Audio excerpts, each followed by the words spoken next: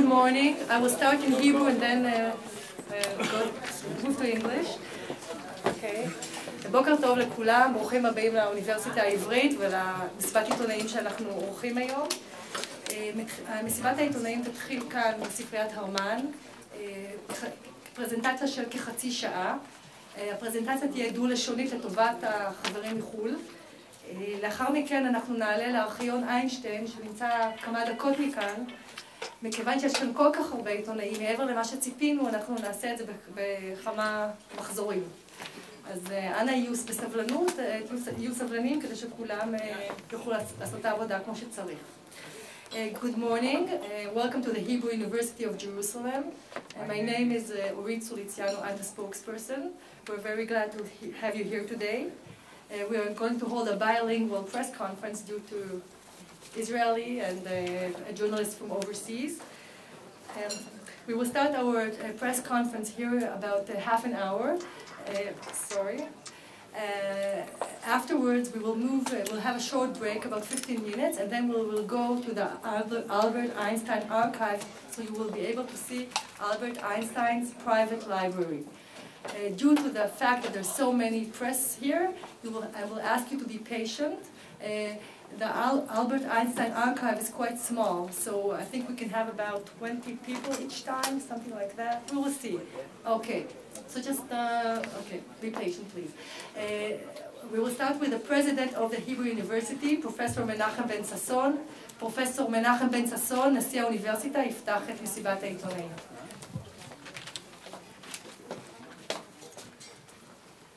Dear guests, Dr. Polonsky, family, Professor Hannes Gutfreund, ladies and gentlemen.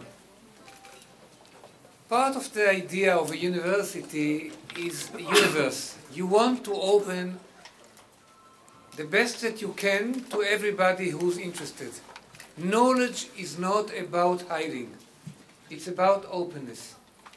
And the message of the university was all through when it got the Einstein Archives. It was of sharing with the best of techniques of the period. So maybe more than a decade ago, one journalist family from Los Angeles donated some money in order to expose it to people around the world, Chappelle family. And since 2 years ago, one of the doyens of the humanities, both in Europe, in Israel, and the United States, Dr. Polonsky, had the idea of exposing it in the best of techniques to the whole world. And today, it's the breaking of the news to everybody around. The news is not of tomorrow. The news is about yesterday. It's about Einstein's work. It's about a genius work, and when you go upstairs, you see that even a genius could be humane. Drafts, doubts, corrections, writing again. And I think that when Dr. Polonsky started the work here and in Oxford and in other places, the idea was, let's have an opportunity to share with the richness of culture and to the future of research all over the world.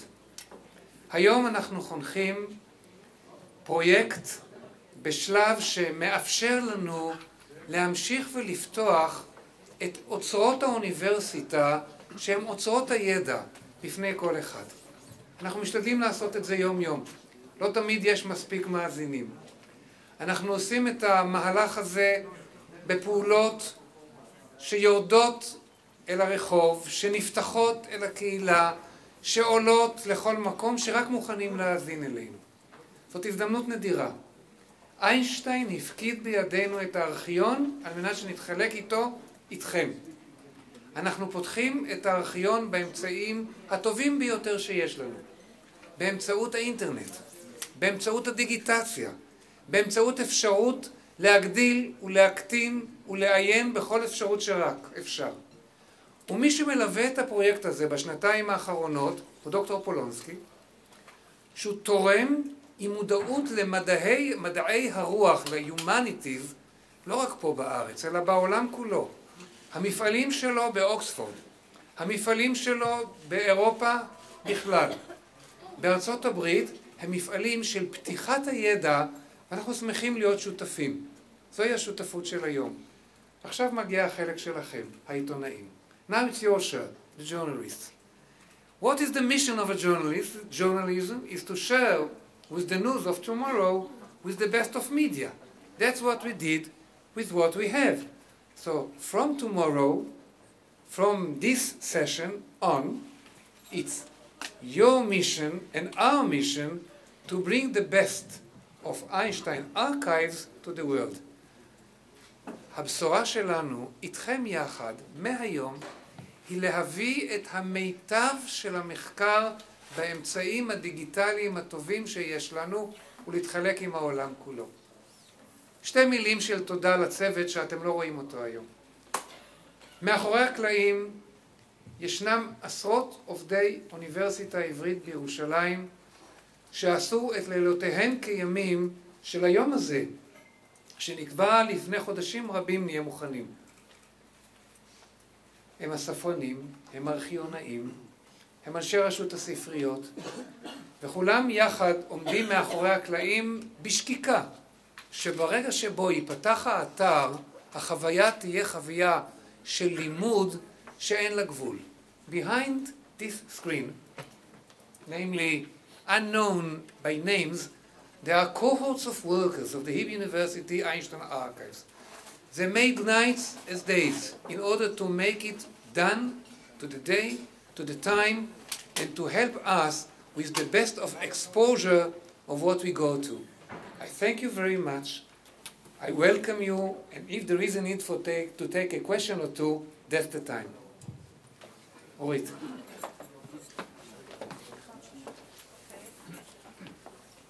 תודה רבה לנשיא האוניברסיטה העברית. Thank you for the president of the Hebrew University. The next speaker will be Professor Hanoch Gutfreund, who is the chairperson of the academic committee of the Einstein Archives. הדובר הבא, פרופסור חנוך גוטפרוינד, לשעבר נשיא האוניברסיטה העברית, והיו"ר האקדמי של ארכיון אלברט איינשטיין. שלום לכולכם, בוקר טוב. הנשיא אמר את הכל, או יותר נכון כמעט את הכל, ונשאר גם לי משהו. קודם כל, אני רוצה לומר שמה שקורה היום הוא דרמה במלוא מובן המילה. ישנם ארכיונים, אוצרות תרבות, דומים לזה, אחרים, שגם הם הועלו בשנים האחרונות על הרשת. אבל הפרויקט שלנו היום הוא הרחב ביותר, משתמש בטכנולוגיה העדכנית המתוחכמת ביותר, במכשירי קישורים, בדיגיטציה ברזולוציה הטובה ביותר. הרבה מאוד עבודה הושקעה בפרויקט הזה, ובשביל כל מי שעסק בזה היום זה איזשהו קליימקס של סיפוק וגאווה. So let me tell you that the president, as I said almost everything that one has to say, and he left me a little bit, but I will now I want to impress upon you that what you are witnessing today is a real drama. Because in the last few years, other cultural assets of immense importance for mankind were also put on the web. But what we are launching today is something of much broader scope, something which is packaged in the most sophisticated technological tools available of cross-linking, of cross-referencing, and when you try to make your odyssey, to make your intellectual odyssey between 80,000 documents, this is the contents, yeah? You need such very sophisticated tools. The documents that are digitized are visualized with the highest possible resolution. Dalia Mendelssohn, the project manager, in a few minutes will introduce you to the site. I just want to tell you in general that in order to do something like that, it's a challenge not only for Dalia and her partners, it is a challenge for the computer authority of the Hebrew University. Professor Danny Dolev is here. They had sleepless nights because you have to protect your site against hackers and particularly protect your sites against millions of expected hits within a very short time after you will report what you saw here. I mean, millions of such hits. Professor Dolev assures me that we are ready for 80 million hits within the next 24 hours. So let's see if that happens. I only want to tell you that we, as an institution, are not alone in this project. We cooperate closely with the Einstein Papers project in Caltech, and this is an editorial board which publishes the archival material in an annotated scientific edition. We work together with Princeton University Press, which publishes those volumes, and they are partners with us.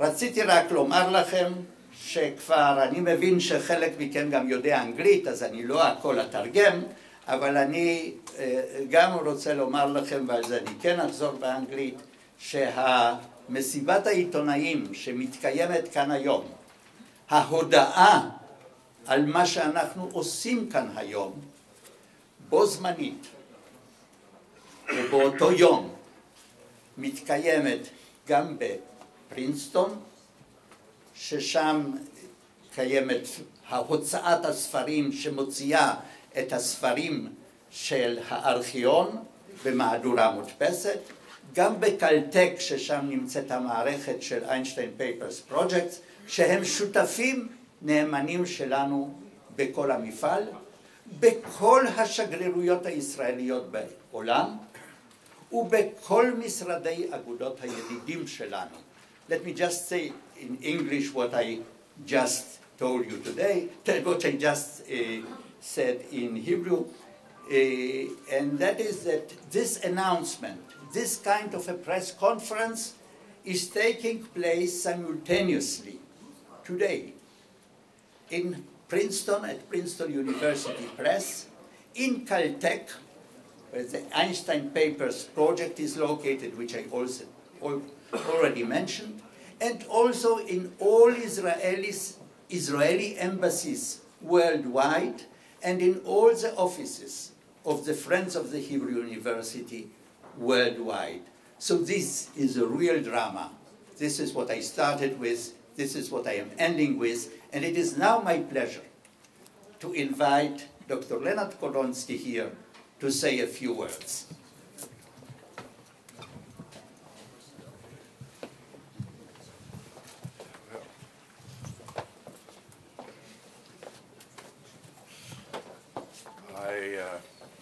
I have to admit I wasn't prepared for this kind of grand event. So, all right. Good morning. Perhaps you might wonder how I got involved with the Einstein Project and what the Einstein Project is part of. Because for several years I've been working on the theme of digitization, moved by the fact that the facility exists, this capacity exists. It's an extraordinary, complex, brilliant, wonderful capacity. And the participation which was referred to, is an experience we've just had very recently, because I was involved at Cambridge University Library with the digitization of the Newton documents.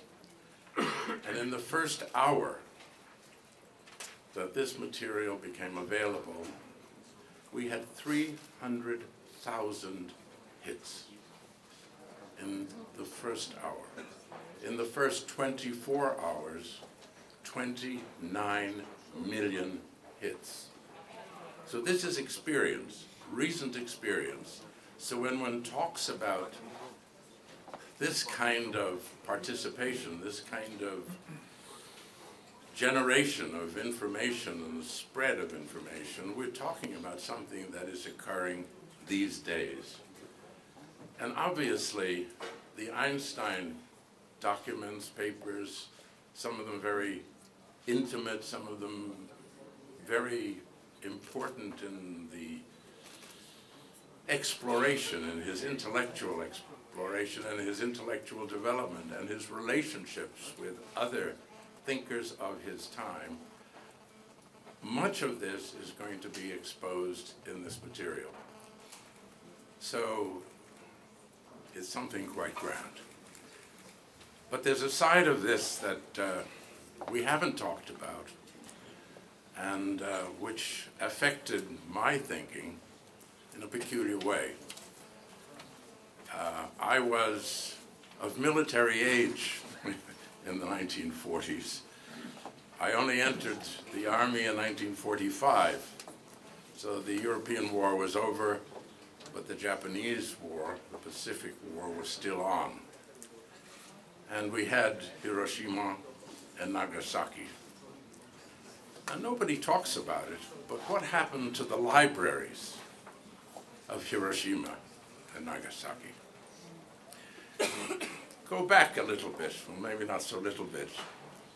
In 48 BC, the great library of Alexandria was destroyed by fire. Now, this library was the major collection of the world's knowledge at that time. And it appears, and I don't know how reliable the information is, that an accidental fire deriving from military activity, an accidental fire took down and destroyed the most important collection of human knowledge in the world at that time. Now, if you go from 48 BC to 1945, you have an expansion of the capacity to destroy. And now, it can't be destroyed. So that's what this is about. Wow.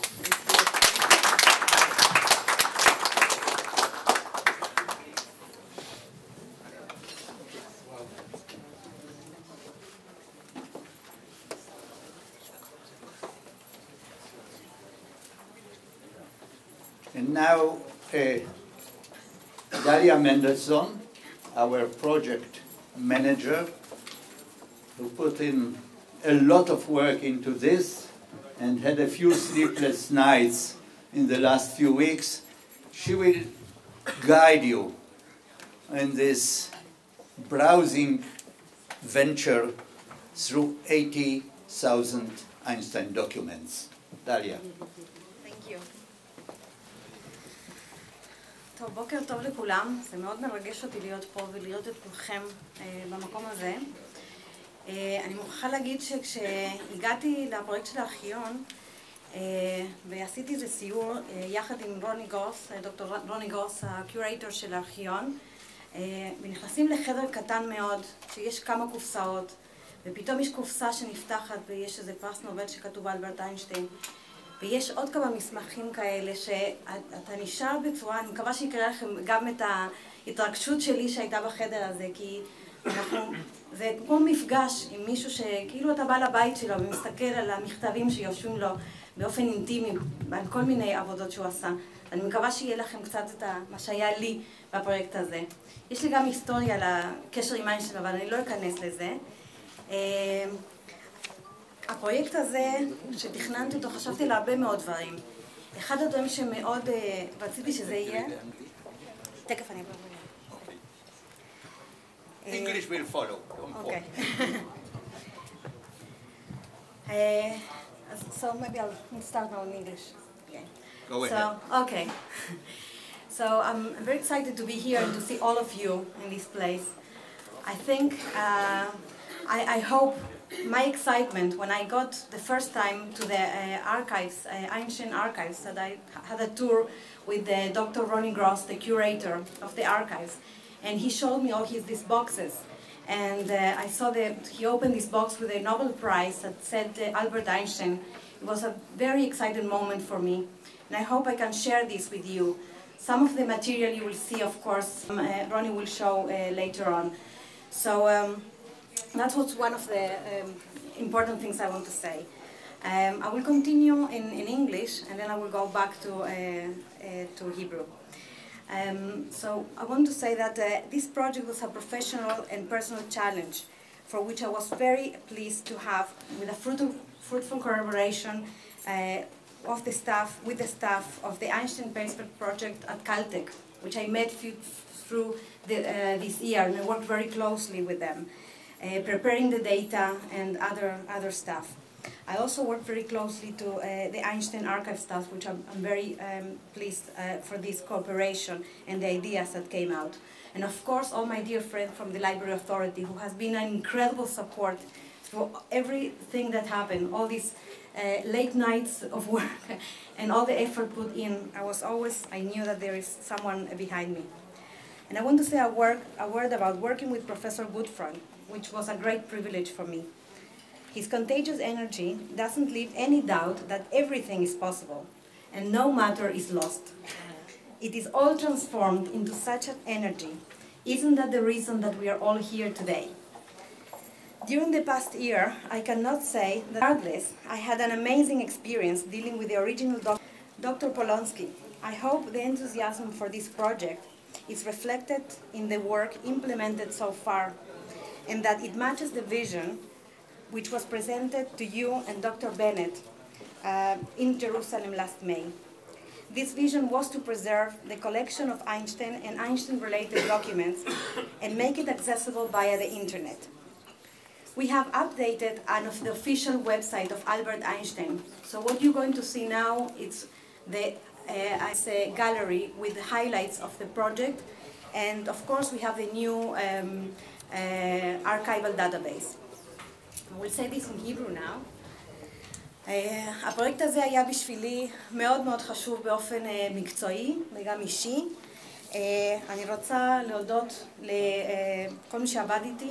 אני מצטערת שבאנגלית לא דיברת על רשות המחשוב, שהיה באמת כתוב לי. חברים העיקריים שלי מרשות הספריות. אוקיי.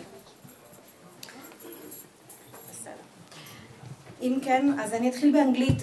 זה אני לא עושה דו-לשוני, אני אתחיל באנגלית. בסדר גמור. אוקיי. קצת קשה. אוקיי. כן, קצת לסגור את האור. What we are going to see now is a script that I created about the database. This is prepared for you to take, and I also prepared the script, so everything you see here, you will have it at home, and you can look at it and also work with the database via the internet.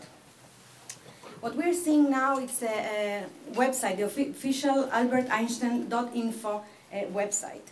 And this was the effort that was put into bringing a lot of issues with new technologies in order to bring this material to you. We have first the gallery of the project, and clicking on one of the documents of the Hebrew University, as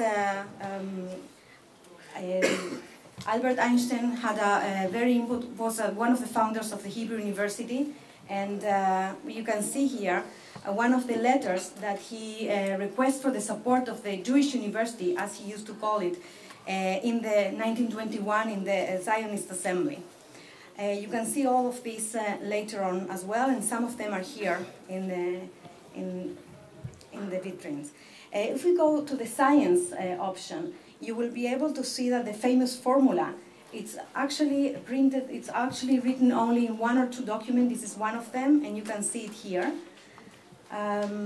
We have it on the, of course, you will be able to search for it and look at it in his handwritten of Albert Einstein. Okay. To go back to the gallery, which we have divided in these 5 main categories, you will be able to see in the same category of science one of the notebooks of the lectures of Albert Einstein. We have 14 of these notebooks. This is an 86 pages notebook, and it's interesting that it's written both sides, and it was, from the photographer point of view for digitization, also a challenge how to present this book. I hope you enjoy the viewer and looking into the different pages and interesting information that you have here. You can also view, zoom into the actual document and see the beautiful digitization process.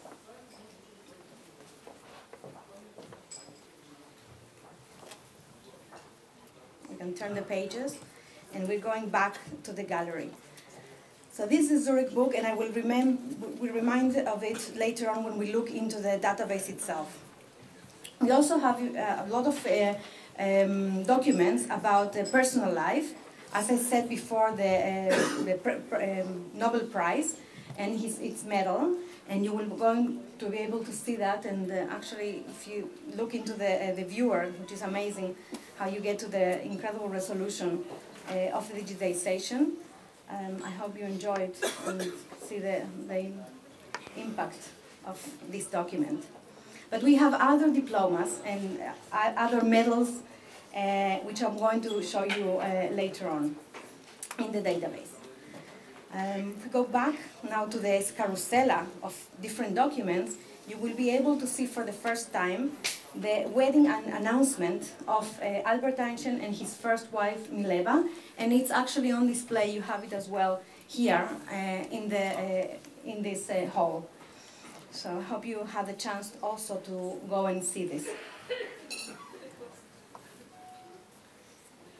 Going back now to this gallery, we also have lots of documents and papers about Jewish life and Jewish identity of Albert Einstein. Yesterday we heard Professor Gutfreund with an amazing conference about it, lecture about it. And many of Albert Einstein used to stay and visit New York, and there were lots of documents. We had that Commodore New York Hotel, which was a little bit confusing for us, but everything is a different document that you will be able to browse later on. So now I would like to introduce you to the archival database. I will search now for relativity, which is a term that is quite in use. I looked into Google Words, and I do a regular find, anything. As you see, we have only one box, like Google, let's say, one search box, and you will send this information. You can see that we have 760 documents that the word relativity is mentioned. And one of the interesting things is that you can see that the data is displayed, so you can navigate and have more and more information, things that you ever thought of them. For instance, here we have lots of the authors, persons that were involved in something to do with relativity in those documents. But the interesting thing that I found, that we have also a filter by language. And did you know that there are 12 documents in Yiddish that talk about relativity, and 19 in Japanese? So I hope for the audience that will be excited to see that. Let's take a look a little bit of these Japanese documents, and you can see the list in the results list about this.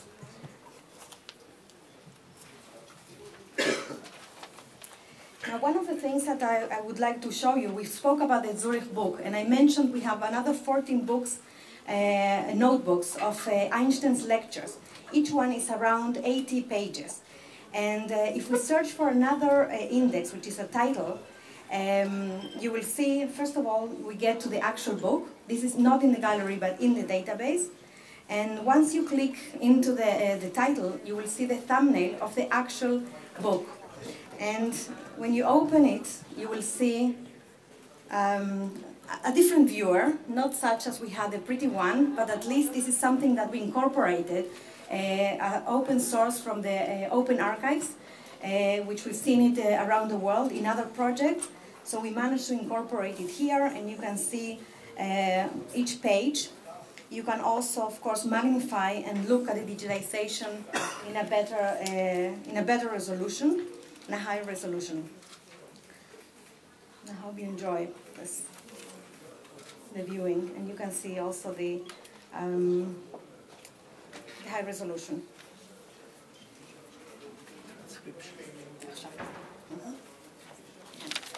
Okay, another issue that we've done now is if we look at this, of course, it's an autograph notebook. Every document has a document type, so you will see anything that it's original, how it's going to make. We also connected related items. It means that the original archive wasn't done as usually. We have boxes and folders, but we did something virtually to connect other documents, publications, to do with this particularly document. And we also associated, if this document had a transcript or a continuation or something related, so you can navigate from one record to the other by this special functionality that we have developed here. Another issue we have, it's an algorithm that creates similar items. So it gives the user the option to know other items that they are actually in the database. So you have associated records, related documents, and similar items. You can navigate and find out information you wouldn't know. I'm looking now at the lecture notes in a full text search because we have transcripts given by Caltech, the Einstein Papers project. And if I click on this, I will get to another notebook of Einstein. If I look at it now, you will see that this is called also lecture notes, but the actual search comes from the transcript itself, which comes from the German transcript. Later on, we will have also the translations in English. I hope in the next month, during this month, we are implementing also. So you will be able to search in full text search also the transcripts in German and in English. If I click now on the document transcript tab, then you will see the PDF itself. And opening the PDF, you will find that the word actual lecture notes displays. I have to say that this is not OCR. For those that you know, optical character recognition, maybe we'll do it later, but for the meantime, at least we can get to the material, even if it's not the actual words are cataloged. And you can see it here that we find in full text search lecture notes.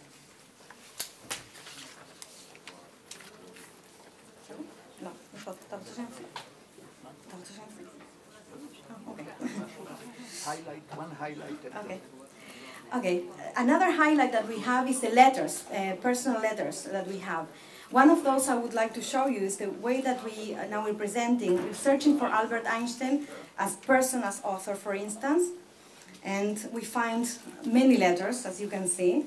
I would like to filter this by only the digital objects that I have in the database. And you see that the authors, they include also a category for if the person is a receiver of the letter, it was mentioned in the letter. In this case, I would like to see that Pauline Einstein, Einstein's mother, was the receiver of the letter. And you can see that we can select and we can get into this information. So these are one of the functions of the highlights that we've done. I could go on and show you other stuff if you want. If not, we can. Okay. Thank you, Daria. Just I want to mention to you, I mean, it was mentioned that Albert Einstein and the Hebrew University, why? So it was mentioned that he was one of our founders. But if you hear go to the archival base and type the Hebrew University, you will find that there are 5,000 items where Einstein is the author that are related to the Hebrew University. So maybe a little less document, because in some cases we have the manuscript and then the transcripted thing, but then there are 2,300 items where Einstein is the addressee. So it's not just a founder, or not just somebody who was interested in the Hebrew University. He was deeply involved over many years in the making of this university, and anybody who looks at this archival material will have the best evidence for that. So this is it. This is the story, and we'll be happy to take questions from you. If there's anything that you would still like to know. If not, yes. What does the availability of all this information do for academics? What can be the impact of this? The impact of this is that it's a cultural asset that will be shared by everybody. One has to understand that academics, historians of science, already had access to this material, but it was not an easy access. They had to apply, they had to write, they had to indicate what they are interested in. Not always they knew what is there. Now this access will be much easier, so it will have a great impact on universities everywhere, on courses that will be given on these and related subjects. It will all be much easier available, and as I said, packaged in a way which is very user-friendly for anybody who wants to know not only about that particular document, but about all its ramifications and all its connections. Yes? Yes? You said earlier that you thought that Einstein's ideas about peace, as expressed in this correspondence with Nashashibi, were naive. Why do you say they were naive? I say, look, there is a document in one of the display boxes there, the correspondence between Albert Einstein and Azmi al-Nashashibi, who was the editor of Palestine, of this newspaper, and that newspaper reported about Einstein's general theory of relativity, and he wrote to them, thanked them, and then a dialogue developed. And Einstein there talks not about the Israeli-Palestinian conflict, because that was way back in the late 20s. He talks about the Jewish-Arab conflict. And here's a certain proposal that each side should appoint a delegation of 4, a clergyman, a doctor, a lawyer. I forgot who the 4th person is on that team. And that team of 8 would meet, and in secrecy, until they will reach an agreement. It's great. It's romantic. It's beautiful. Maybe one day, if nothing else works, maybe this is the way to go about it. Yeah. I have a technical question. Orit mentioned that the press conference is taking place in all the embassies. Yeah. Do you have some expert or something in every single embassy in the world? No, but we did supply them with a lot of background material, like this leaflet, for example. The press release speaks for itself. And in many places, yes, they talk to people who are related, they invite people to help them in announcing that, yes. But everywhere something happens, today, tomorrow. Yes? Hi. You had said in the beginning that even the shows that even a genius can be human, and I'm just wondering if you had any pushback, because I noticed are publishing a letter from his mistress online, and I'm just wondering if anybody criticized you for sort of making public such personal papers online. Actually, when now let me now tell you the story. According to the agreement between the Hebrew University and the Einstein Papers project says that anything published there has to be approved by the rector of the Hebrew University. Now, the first time that something like that was tested, on the first week when I became rector, and then there were 24 love letters between Einstein and his second wife, but they were written while he was still married to his first wife, and the question was whether this is not just what you said.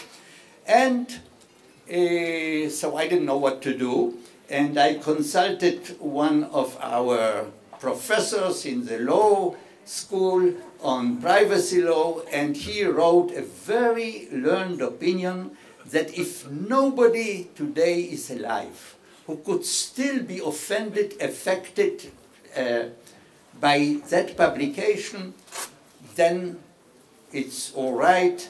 The bottom line is that these letters are published. There is another interesting episode relating to what you just asked. When the Einstein Archives came to the university from Princeton, his stepdaughter, the daughter of his second wife, and his loyal secretary put aside 1,400 personal letters between him and his first wife and his first family, and him and his second family, letters, 3,000 pages. And they came to the Hebrew University on the condition that they will be in the public domain only 20 years after the death of Margot, the stepdaughter. That was July 2006, and then we had a press conference just like this one, for the first time revealing all these personal letters. There is a lot of content. They are beautiful, they are interesting. And so this is the story. So if you let enough time go by, then it's kosher. Yes? Okay. I would like to refer to the questions in short. History, you asked about the importance of the collection. Historians of Zionism, historians of institutions, and the history of science, as Professor Gutfront emphasized, are of our core interest. What's the method of development of human thought? So it is a great contribution on a line, because you know what started with and what was the end of some of the theories. Secondly, boycotts vis-a-vis academics. Nowadays, some think that if you boycott a university, you punish a country. You punish yourself. And that's one of the lessons we study from the history of the personal history of Einstein. With you, some of the very holy books, very holy books, tell us the very mundane, day-to-day life of great leaders. And the secret of it is how you balance from the private to the personality that breaks through and makes the changes. Yes. Professor, sorry, from the Independent, just a supplementary on your previous answer about the love letters. I'm slightly confused. The 24 letters that were written to the second wife while he was married to the first are on the archive. But the others, have I got it right, that you mentioned the 1,400 personal letters wait for another 20 years? They waited for another 20 years, right. Okay. But now they're... Now they are available. They will be part of this. They are part of this. And all these will be available today? All that will be available. Today. Now, let me be a little more specific. We are now digitizing everything, but we are not putting everything on the web today. Today, within these few days, will put about 7,000 pages, which is about 2,000 documents. And the reason that we do not put everything on the web at once is because we would like every document also have the remarks, the annotations, the transcription, if possible, the English translation, and therefore we shall do it gradually with the progress of the Einstein Papers project, and this is the essence of this collaboration. Now we can publish everything, I think, that is dated up to 1922 or up to 1922. That we can publish now. And then gradually it will expand. But the reference to the documents are already there. All the documents are listed and categorized and cross-linked. I mean, sorry, it's a final question, just to take a single example. This letter that Betty Newman wrote to Einstein in 1938, which is on display here. Yes. Will that, and which is in German, will that be in the archive or not? That is in the archives. It will not be available today in the digitized form. It is listed. Yes. It is listed, mentioned, described. But it will be digitized when we have the links to the PDF file of the transcription and of the translation. That's the rule. I mean, Ultimately, everything will be there. When will How it all long be is it up? going to take? Depends on the progress with EPP. But there is a lot already there. I mean, 7,000 pages is a lot. Never before, like never before. Yeah. Sorry? כן. כן. עברית, אנגלית, מה שאתה רוצה. Okay. Considering the commercial value, which copyrights that the university has over images and other aspects of Albert Einstein's, how would that reflect in this project? Is this completely open, or is it access to the documents only through the website? Now, this is not related to the kind of privacy rights that the university owns, again, by his own will and testament, and that has to do with commercial use of his image, of anything related to him. But that's a different story. Now, this here will be available visually. It will not be available for downloading. That, yes? Two questions. I'm wondering what the total cost of this project is, or what's been spent so far. In reference to the commercial rights to Einstein's image, I'm wondering if you can tell me what that, and I realize they're separate, but what is that worth per annum to the university? There were years where it was worth about $1 million per year. Now, this would be the max, this would be the best years that we had. But let me tell you something, since you mentioned it, there is one thing here. First of all, the university itself is not involved in negotiating the level of royalties. We are represented by a private company that is doing that. But before they are entitled to negotiate that, the university here has to approve the appropriateness. And in this sense, we are not greedy. There are many cases where we thought that that particular use of his image would not be appropriate, would be cheap, would be demeaning, and then regardless of any expected or possible revenue, we said no. And the cost of this this project? Oh, the cost of this digitation project, I don't even know at this stage how to calculate that, because there is so much involved. I know what our benefactors have graciously contributed to that. But then there is, of course, much more. Well, will one of your benefactors tell us? I mean, I'm not trying to be crass, but I'm trying to get a sense of the size and scope of this. It's for Dr. Polonsky to say, if he so wishes. One moment. I'm involved in a number. I mean, actually, I overstate. I like to say we're involved in a global democratization of knowledge via digitization. So this means a number of universities and libraries, and very often with a very specific focus, quite different from the Einstein one here today, or the Newton one at Cambridge University. My normal practice with the major libraries is 3 years. It's difficult at my age to think longer than that. And I commit myself to usually a significant six-figure amount each year for 3 years at each institution. That's the way it tends to work. So All right. Yes.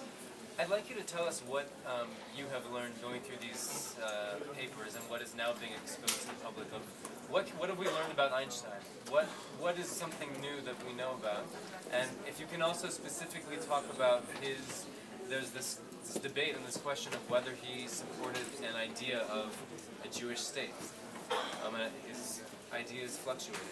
First, what have we learned about Einstein? We have learned about Einstein over the years of Einstein scholarship, Einstein studies, which started already a few decades ago.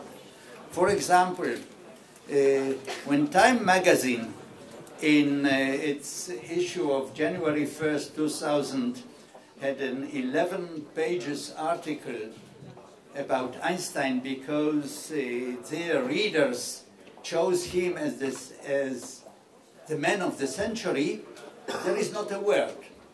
There is a lot about science, a little bit about pacifism, nothing about his personal life, nothing about his Jewish identity, which according to his biographers, next to physics, was his most enduring commitment which evolved through his life. Nothing about his link with the Hebrew University, which is so immense. So all that, this integral picture, this coherent picture of the personality, which is great science, but is at the same time a human being, but also at the same time a man who more than anybody else in the first half of the 20th century, scientist or non-scientist, expressed his views on every issue that was on the agenda of mankind. And that is something which is very unique about Einstein. And all that we have learned. And we have now a very complete and full picture of that person.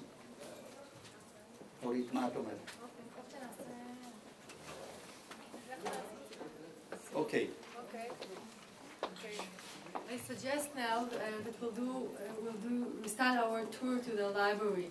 I suggest that we will, Dr. Ronnie Groth, who is the curator of the Einstein Archives, will lead the tour. But I think it's the best thing that we'll part into two groups. Half of you can stay here with Professor Gutfreund and Dr. Polonsky, and the second half can go to the library with Ronnie. Ronnie, please stand up.